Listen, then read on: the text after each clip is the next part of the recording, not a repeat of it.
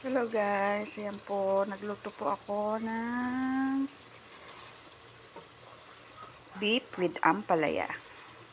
Ano po yan, niliit-liit ko na po ng hiwa, pin-pressure cooker ko po yung beef bago ko ginisa sa bawang sibuyas, isang kamatis, asin, paminta, at isang sachet lang po ng oyster sauce. Tapos isang ampalayang malaki. Yan po. Pagkahiwa ko po ng ampalaya, binabad ko po sa mainit na tubig na may asin. Hindi ko po siya pinigaan.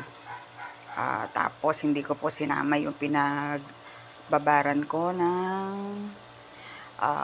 mainit na tubig na may asin. Hindi po siya mapait.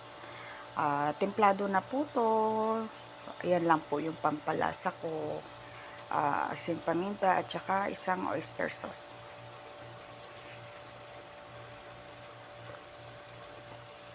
Okay na po yung lasa. At saka, masyado na pong maluluto yung ampalaya. Dapat po ay medyo crunchy pa. Yan po. Yan po ang ulam namin ngayon. Tanghalian. Follow and share. Bye. Happy eating. God bless everyone.